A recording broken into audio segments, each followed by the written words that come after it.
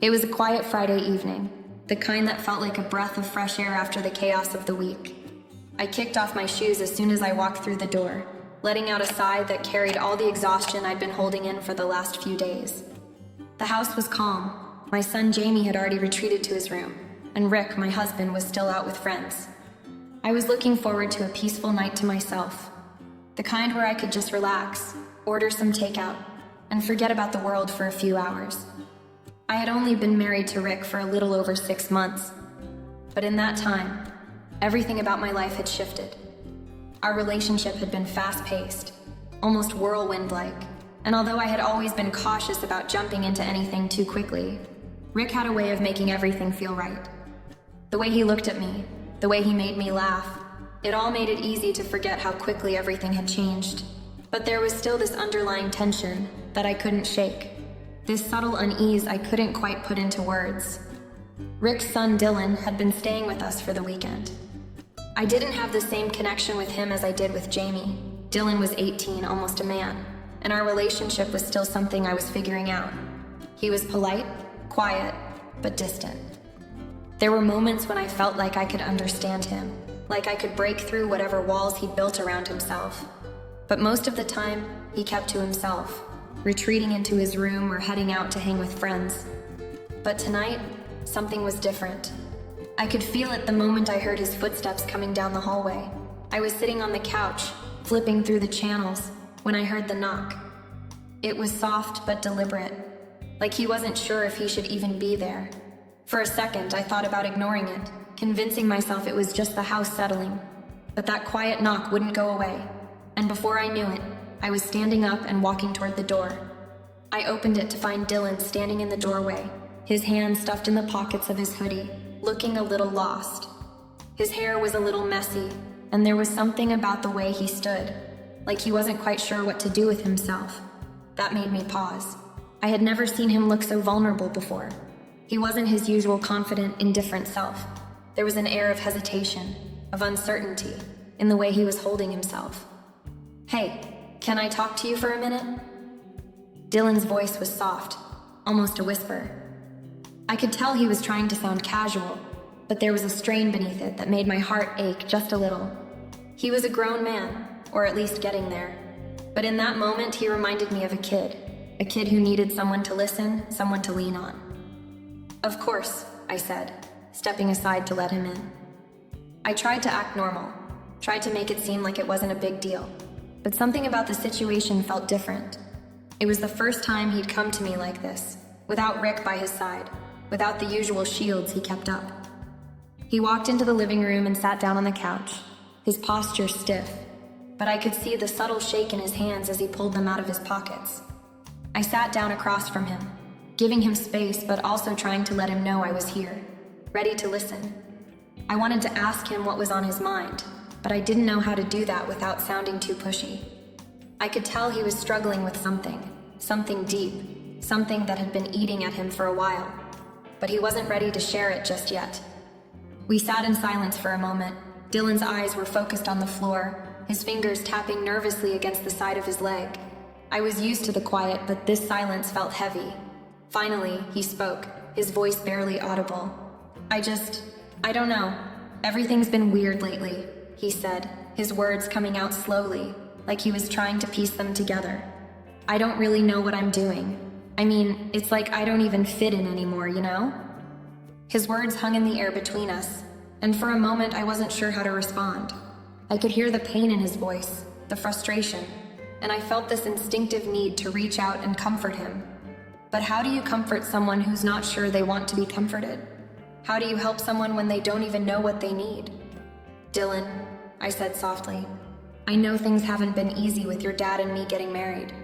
It's a lot to adjust to, for everyone." I watched his face carefully, trying to gauge his reaction. "But you're part of this family now, whether you want to be or not, and I'm here if you ever need to talk." He didn't look up at me, but I saw the way his shoulders relaxed just a little. The tension in the room seemed to ease, but only slightly. It was like he was trying to figure out what he needed, what was okay to ask for, and whether or not I would be there to give it to him. "I just don't know where I belong," he mumbled, still not meeting my gaze. Everything's changing, and I don't feel like I fit in anywhere. I swallowed hard. There was so much I wanted to say, so much I wanted to do to make him feel better, to make him understand that I was here for him. But the truth was, I was still figuring out my place in all of this too. I wasn't just a stepmother. I was someone who was learning how to love and support someone who wasn't mine by blood, but who I still felt responsible for. I get it, I said quietly. I really do. And I'm not going anywhere. You don't have to figure it all out tonight or even tomorrow. We can take it one step at a time. He nodded slowly, though I could tell he still wasn't completely convinced. There was a heaviness in the air now, an unspoken understanding between us. Dylan's pain was real, and I couldn't fix it with a few words. But for the first time since Rick and I had gotten married, I realized that Dylan wasn't just Rick's son anymore. He was my family too.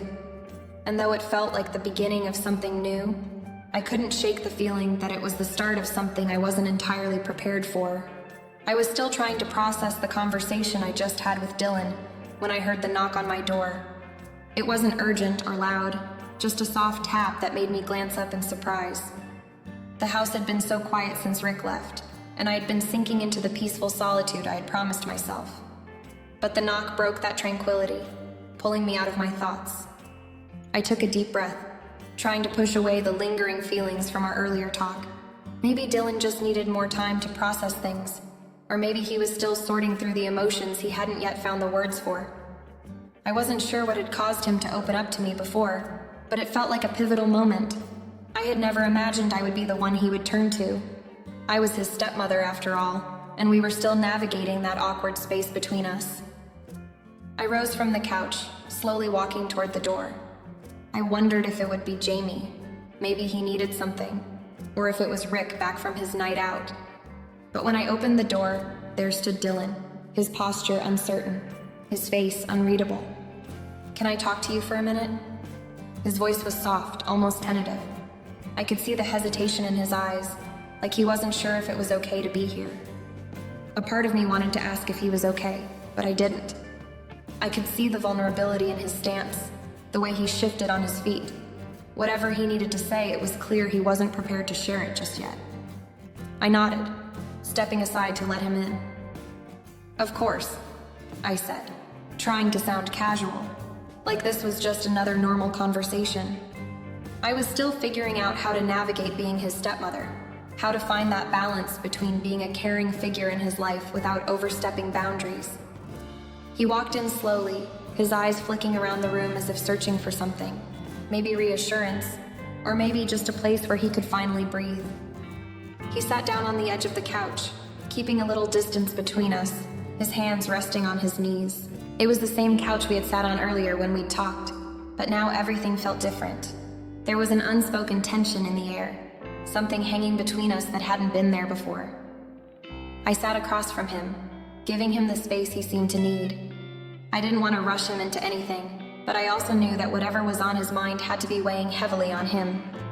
Dylan wasn't the type to open up easily, so the fact that he was here now, asking to talk, made me both nervous and hopeful. For a long moment, neither of us spoke. I could see the inner conflict on his face, like he was torn between wanting to let it all out and holding back, because he wasn't sure how much he could share with me. I could feel the air thick with unspoken words. The silence was almost painful, and I felt like I needed to fill it, to let him know that I was here for him, that I was ready to listen no matter what he had to say.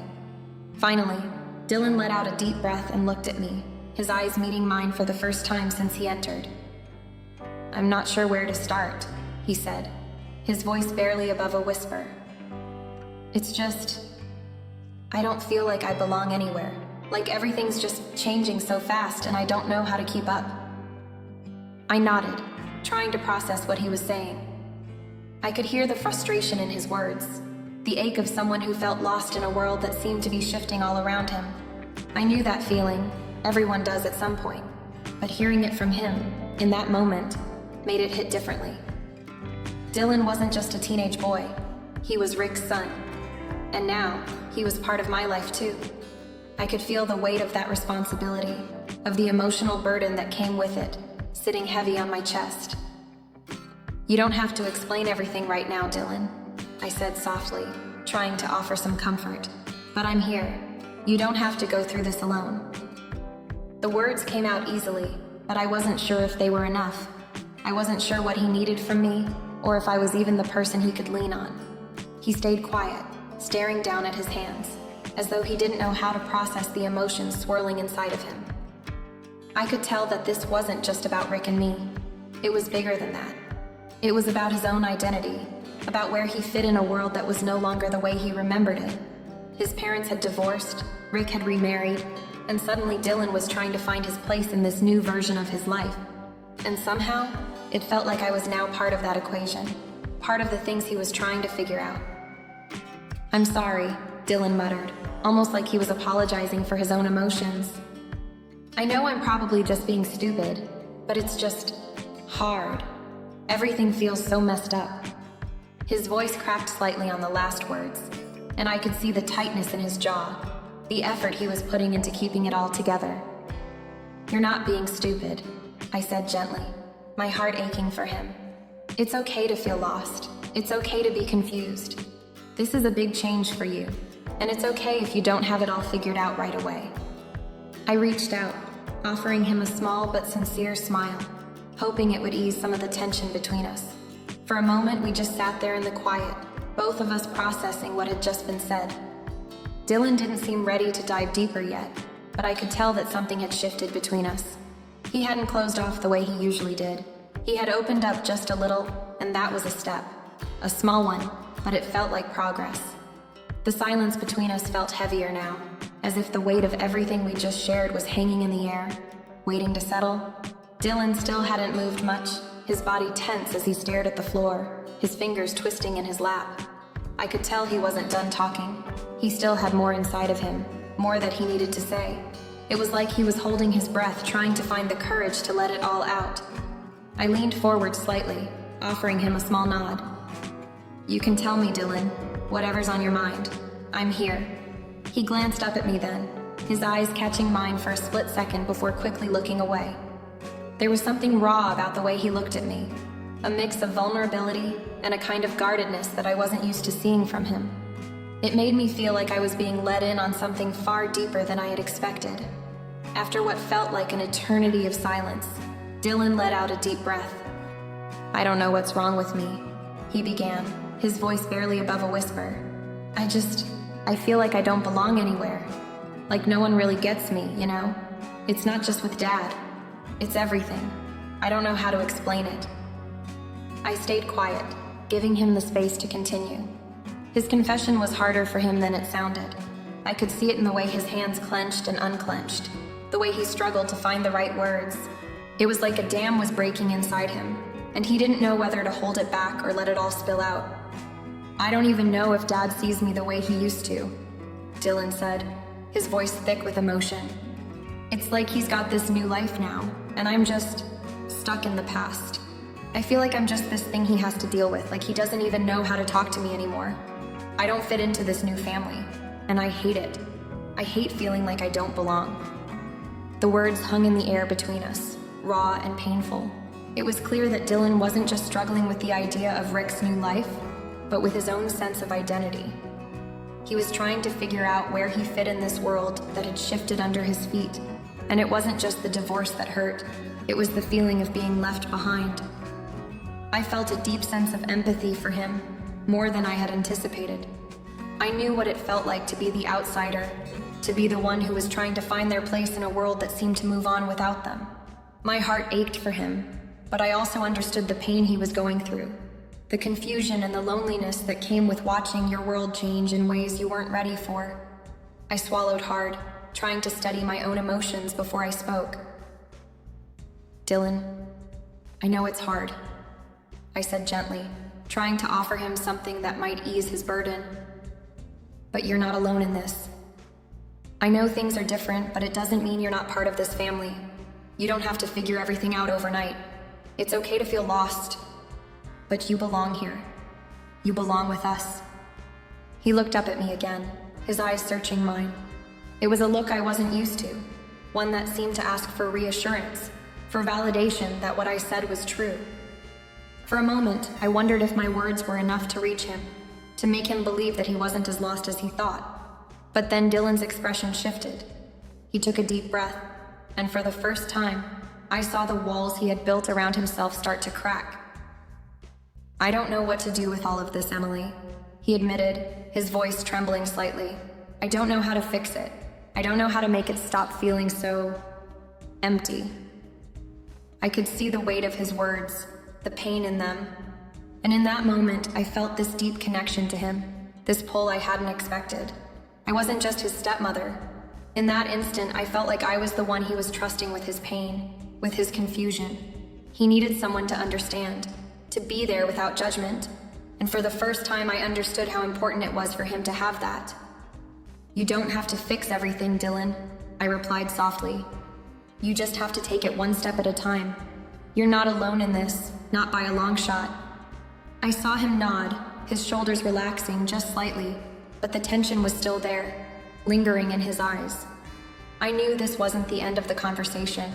It wasn't the end of his struggle. But in some small way, I hoped it was the beginning of him finding the peace he needed, even if it was only a little bit at a time. He stayed quiet for a moment, as though processing everything I had said. I waited, not wanting to rush him, but also feeling the need to say something more, to offer him more comfort if I could. But before I could speak again, Dylan broke the silence. "Thanks for listening," he said quietly, his voice steady now.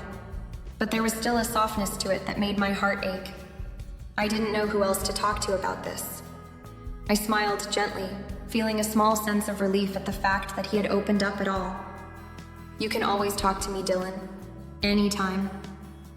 He nodded again, his gaze shifting to the floor, but this time it wasn't the same avoidance as before. It was like he had let something go, even if just for a moment. And for me, that was enough. Over the next few days, I couldn't shake the feeling that something between Dylan and I had changed, though I wasn't sure exactly what it was. At first, it was subtle, little things that I brushed off as my imagination. But the more I thought about it, the more I realized there was an undeniable shift in the air whenever Dylan and I were in the same room. It wasn't just the conversations we had, which had become more open and frequent. It was the way he started looking at me, the way his eyes lingered just a bit longer than usual when we talked, the way his smile seemed more genuine, as though he trusted me with something deeper than just the surface-level pleasantries we had exchanged when he first moved in. There was a kind of intensity there, a quiet understanding that wasn't there before. I tried to push it to the back of my mind, tried to focus on other things. After all, Dylan was still adjusting to life with Rick and me. It had only been a few months since Rick and I got married, and Dylan was still trying to figure out where he fit into our new family. But something about the way he looked at me during those quiet moments in the house, the moments when he thought no one was watching, made my skin prickle in a way I couldn't quite explain. It wasn't like he was being overt or acting inappropriately. It was more the way his presence seemed to fill the space, the way I became acutely aware of him when we were together. It was as though every conversation, every glance, was somehow charged with an energy that hadn't been there before. It wasn't just about his emotions anymore. It was about mine too. I had to admit it to myself. I was starting to feel something I didn't expect. There were times when I caught myself watching him a little too long, feeling a flutter in my chest when our eyes met, and trying desperately to ignore the way my heart seemed to skip a beat when he smiled at me. That unease started creeping in, the discomfort that I'd pushed away before, now fully formed. The attraction I felt toward Dylan was uncharted territory for me, and I couldn't figure out how to make sense of it. I knew it wasn't just maternal affection anymore, but something deeper, something I didn't want to acknowledge. One evening, as we were cleaning up after dinner, I felt Dylan's gaze on me more than usual. He was leaning against the kitchen counter, looking at me with that same thoughtful expression that had become so familiar over the last few days. His eyes seemed to hold a question that neither of us could quite put into words. When I caught myself staring back, I immediately looked away, pretending to focus on putting the dishes away. But I could feel the heat creeping up my neck, a blush I couldn't explain. I took a deep breath, trying to steady myself. It wasn't supposed to be this way. He was my stepson. I couldn't afford to feel anything like this. But it wasn't that simple, was it? The more time we spent together, the more I realized how much of a hold he had on me, how much his presence was affecting me in ways that went beyond what I'd ever anticipated. There was a deep, almost magnetic pull between us, and every time I tried to step back, it seemed to draw me in even more. That night, as we both retreated to our separate spaces, I couldn't help but replay the moment over and over in my mind. His quiet intensity, the way he seemed to see right through me, and how I couldn't shake the feeling that something had shifted between us. Something that was both thrilling and terrifying all at once. I couldn't put my finger on it, but one thing was certain. The dynamic between Dylan and me had irrevocably changed. And even though I wanted to convince myself that it was all in my head, that it was just a phase, deep down, I knew the truth. I knew this wasn't just some passing feeling. This was something real, something that I would have to face sooner or later. But for now, I wasn't ready to confront it. I couldn't be. So I pushed it to the back of my mind, determined to keep it hidden beneath layers of denial and confusion. But every time I caught Dylan's eye, every time I felt that strange pull, I knew that things would never be the same between us again. The air between us had shifted, and there was no going back. The following days felt different, like the weight of what had shifted between Dylan and me was pressing on everything we did, even though neither of us spoke of it. The subtle changes that I had noticed before had now grown more pronounced. It was in the way he stood a little too close when we talked, in the way he smiled at me when our eyes met, lingering just a moment longer than usual. And it was in the way I caught myself watching him, noticing the way his movements seemed to draw me in. We both pretended that things were normal, that we were just navigating the usual awkwardness of a blended family. But there was an undeniable tension between us, a kind of electric charge in the air whenever we were in the same room.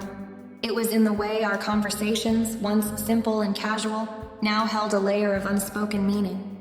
One evening, we were sitting on the couch watching a movie, the kind of quiet, easy moment we used to have all the time before everything had shifted. But tonight was different. We were sitting closer than usual. Too close, maybe. I could feel the heat of his body near mine, the subtle tension between us. Every small movement seemed to make my skin tingle. The way his leg brushed against mine as he adjusted his position made my heart race, and I could feel my breath catch in my throat. I tried to focus on the movie, tried to ignore the way my pulse quickened every time he shifted in his seat or looked at me from the corner of his eye. But it was impossible. The distance between us, which had always been so comfortable, now felt almost unbearable. When our fingers brushed accidentally as we reached for the same bowl of popcorn, the jolt of electricity that shot through me left me frozen for a split second. I could see the same surprise in Dylan's eyes as he pulled his hand back, his face flushing slightly. I quickly looked away, feeling the heat of embarrassment creep up my neck, but deep down, I couldn't deny the way my body had reacted. I shifted uneasily in my seat, trying to push down the strange, unfamiliar sensation that had settled deep in my chest. This wasn't supposed to happen. He was my stepson. I was supposed to be a comforting presence for him, a safe space in his complicated world. But lately it felt like I was losing my grip on what was appropriate, on what was normal, and it terrified me. The movie played on, but the words on the screen blurred together, the sound fading into the background as my mind raced, consumed by the quiet moments we were sharing. Dylan had started to lean in a little closer, his body language more open, more relaxed around me. I couldn't help but wonder if he too was feeling the shift between us, this magnetic pull that neither of us could quite explain. When the movie ended, neither of us made a move to get up. We sat there in the dim light, the silence between us thick and palpable. Dylan's gaze was on the screen, but his focus seemed lost. His hand, which had been resting casually on the armrest, was now closer to mine, almost as if he were waiting for me to close the gap. I felt the tension build again, this time stronger than before. It was as if the very air around us had become charged, and I had no idea how to navigate it. My heart beat faster as I realized I was acutely aware of every small movement he made, of every breath he took. Emily. Dylan's voice broke the silence, low and hesitant. It was the first time he had spoken since the movie ended, and the sound of his voice made my chest tighten. Thanks for spending time with me. His words were simple, but there was something in them that made my stomach flip. The way he said my name, the softness in his tone, it made me feel like I was more than just his stepmother. It made me feel like I was something else to him, something he didn't know how to express but couldn't quite hide. I swallowed, trying to steady myself. "Of course, Dylan," I replied, my voice trembling slightly, betraying the calm facade I was trying to maintain. "I enjoy spending time with you too." He nodded slowly, his eyes meeting mine for just a moment. There was a softness there, a tenderness that hadn't been there before. It was as if he was searching for something in me, something he wasn't sure how to find but knew was there. The silence stretched on, and I could feel the weight of it pressing on me. I wanted to pull away, to create some space between us, but I didn't know how. I didn't know how to undo the tension that had grown between us, how to ignore the way my heart was racing in my chest. Finally, Dylan stood up, breaking the moment. He stretched his arms above his head, and the shift in the room felt like a sudden release of pressure. "I'm gonna head to bed," he said, his voice sounding casual, though there was a hint of something deeper beneath it. "Okay," I replied, my voice barely above a whisper. As he turned and walked toward the stairs, I stayed frozen on the couch, my hands gripping the fabric of the cushions beneath me. I couldn't stop thinking about the way he had looked at me, the way he had spoken to me as if we shared some unspoken understanding. The tension between us had grown too strong to ignore, and I didn't know what to do with it. For the rest of the night, I couldn't shake the feeling that something had irrevocably shifted between us. And though I tried to convince myself that it was just a passing moment, I knew deep down that it wasn't. The tension was real, and it was only going to get harder to ignore. The following evening, Dylan came into the kitchen while I was cleaning up after dinner. He had a strange look on his face, almost like he was fighting something inside. For a moment, I thought about telling him to go to his room, or just to leave me be. But something about the look in his eyes made me hesitate. There was a vulnerability there I hadn't seen before, something raw and unguarded that made me pause in the middle of drying a plate. He cleared his throat, running a hand through his messy hair, and I turned around, the dish towel still in my hands. "Can we talk?" he asked, his voice barely above a whisper. I nodded slowly, my stomach tightening in anticipation. The tension between us had been building for days now, and I wasn't sure I was ready to face it, but I couldn't pretend it wasn't there. I set the towel down on the counter and motioned for him to sit at the kitchen table. Dylan hesitated before sitting down, and for a few moments, there was just silence. The kind of silence that said more than words ever could. I wasn't sure if he was going to speak, but then he did. His voice quiet but steady. I don't know why I feel like this," he started, his hands gripping the edge of the table. "But ever since you and Rick got married, I feel different. I don't know how to explain it, but it's like I don't know where I belong anymore." I could feel the weight of his words, heavy and painful. He was always so guarded, keeping his emotions hidden beneath a tough exterior. But this was different. His admission caught me off guard, and I could see the struggle in his eyes, like he was desperate for me to understand but too afraid to put it into words. "Dylan," I said softly, my voice breaking slightly. "You don't have to explain anything to me. I know this isn't easy for you. I just want you to know that no matter what, I'm here for you. You don't have to figure it all out right now." But Dylan didn't seem to hear me. His eyes were distant, his mind lost in a sea of thoughts I couldn't reach. It was like he was trying to make sense of a part of himself that had been shattered by everything that had happened, by the divorce and the new life he had been thrust into. "I know I'm not part of your family the way Jamie is," he continued, his voice trembling slightly. "But sometimes it feels like, I don't know, sometimes it feels like maybe I could be. Like maybe there's more between us than just me being Rick's son and you being my stepmom. And I don't know if that makes any sense." I felt my heart ache at his words, at the sadness that laced each one. But I couldn't let myself be swallowed up by it. I couldn't let myself get too caught up in what he was saying. Because I knew deep down that whatever he was feeling, whatever connection he thought he felt, it wasn't something I could entertain. I was his stepmother. I had to remind myself of that. "Dylan," I said, my voice quiet but firm. What you're feeling is normal. You've been through a lot, but it's important to understand that things between us can't change like that. I care about you, I do, but I'm here for you as your stepmom, nothing more. There was a moment of stillness, a heavy pause that seemed to stretch on forever. I could see the hurt in his eyes, but there was also something else, something deeper that made me uneasy. I wanted to reach out to him, to pull him into a hug and comfort him, but I couldn't. I couldn't cross that line. Dylan didn't speak for a long time, and when he finally did, it was almost a whisper. I feel closer to you than anyone else, Emily. You're the only one who seems to get it. I don't know if that makes sense. His words hit me like a ton of bricks. It wasn't just a cry for comfort, it was something else. He wasn't just looking for a stepmother. He was looking for someone who understood him, someone who saw the pain he carried and could make it all go away. But I couldn't be that for him, not in the way he wanted. And the reality of that made my heart ache even more. I know you feel that way, I replied, my voice trembling despite my efforts to stay strong. But we have to be careful about what those feelings mean, Dylan. You're going through a lot right now, and it's easy to get confused about who you're supposed to turn to. But I'm not the person you need for this. He looked down at his hands, his expression unreadable, but I could see the flicker of something in his eyes.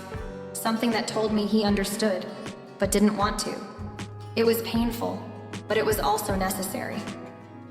I just needed to say it, he murmured, standing up slowly.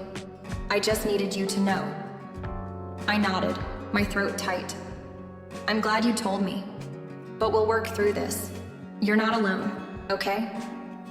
He nodded, but his gaze lingered for a moment longer than usual, and I couldn't help but feel the unspoken words hanging between us. He turned and left the room without saying another word, and I was left standing there, still gripping the edge of the table, trying to steady my own racing thoughts. It was clear now that Dylan's feelings were more complicated than I had imagined, and no matter how hard I tried to ignore it, I knew that the path ahead wouldn't be as simple as I had hoped. The tension had grown too strong, and I wasn't sure where it would take us. The days after our conversation seemed to stretch on in slow motion, each one heavier than the last. Dylan continued to spend more time with me, his presence lingering in spaces he hadn't been in before, places I hadn't expected him to seek me out. We'd talk late into the night, often about his struggles with the divorce, with his relationship with Rick, and with his own sense of identity. But now those conversations weren't just about his pain. They were about something deeper, something that felt like it was pulling us together in a way I wasn't prepared for. One evening, I was sitting on the couch, scrolling through my phone, when I felt Dylan's eyes on me. I didn't look up right away, but I could feel the weight of his gaze. It was different now. No longer just the look of a teenager looking for approval or attention. There was something else there, something more intense. When I finally looked up, he quickly looked away, but not before I saw it. That flicker of longing. The kind of look that shouldn't be there between a stepmother and her stepson. I felt a rush of discomfort spread through me, but I couldn't ignore the way my heart skipped a beat. It was wrong. I knew it was wrong. But the pull of that tension, that closeness we were building without even realizing it, was undeniable. Are you all right? I asked, trying to keep my voice even, though it trembled with something I couldn't name. Dylan nodded, but there was still that unease in his eyes. Yeah, just thinking. I wanted to say something, to tell him to stop, to remind him of the boundaries that should exist between us. But somehow the words got stuck in my throat. It was like there was a part of me that didn't want to acknowledge the fact that those boundaries had already started to blur, slowly but surely. Later that night, after Rick had gone to bed, Dylan knocked on my door again. His timing was always when the house had fallen silent, when the last thing I expected was a late-night visit. But there he was, standing in the doorway, looking uncertain. "Can we talk?" he asked quietly, his voice softer than usual, almost as if he was afraid to disturb the peace of the house. "Of course," I said, forcing myself to smile, though my insides twisted at the thought of him in my space again, crossing into territory I wasn't sure I could navigate. He stepped inside, closing the door gently behind him, and sat on the edge of my bed. I stayed where I was, standing near the window, unsure whether to stay distant or to sit beside him. My instincts screamed to keep the physical distance between us, but my curiosity kept me rooted in place.